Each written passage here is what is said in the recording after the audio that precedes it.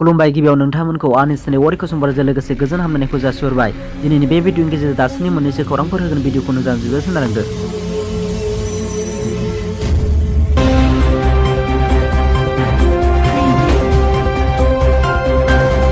दानिया फैदो गुबै रादाबाव।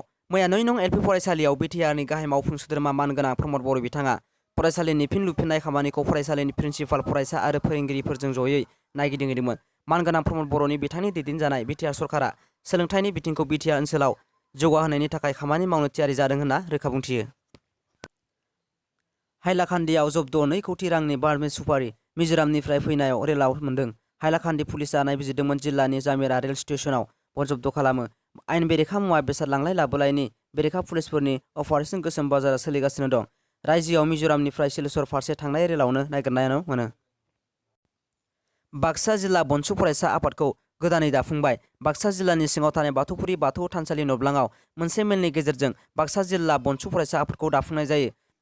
गोदान जिल्ला आफादाव बिबान महरै आफादगिरि मुस्रि रातुर रामसियारि आरो गाहाय नेहाथारि जन दैमारि, बुंथिगिरि महरै राजिब बर'नो बिबान होनाय जायो। बे दाफुंनाय हाबाफारियाव मिरु बनसु आरो उदालगुरि जिल्ला बनसुनि दैदेनगिरिफोरा बाहागो लाफैदोंमोन।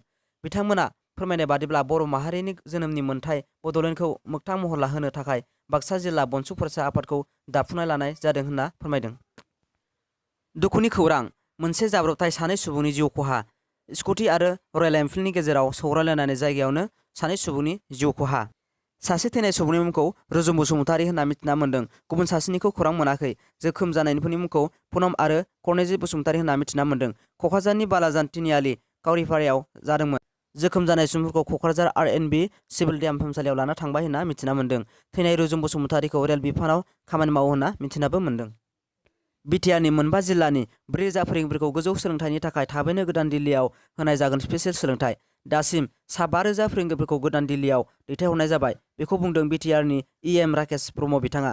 मैया बाक्सा जिल्लानि बालुदङायाव थानाय इउपिपिएलनि मसलपुर ब्लक कमिउनिटि मावखुलियाव बुंनाय रंजालि बैसागुनि थाखाय दख'ना, खाम बायदिफोर रानना होनाय हाबाफारियाव नुजाथिनानै बिथाङा बिटिआर सोरखारा सोलोंथाइनि फारसे बांसिन गोसो होगोन होनना बुंदों।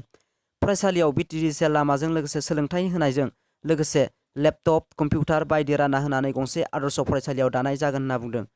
दासिमनि भिडिअ बेखिनियासो। भिडिअखौ नायना मोनदोंबा लाइक आरो साबस्क्राइब खालामबानो आं गोदान भिडिअ लाबोबाय थानो नाजागोन।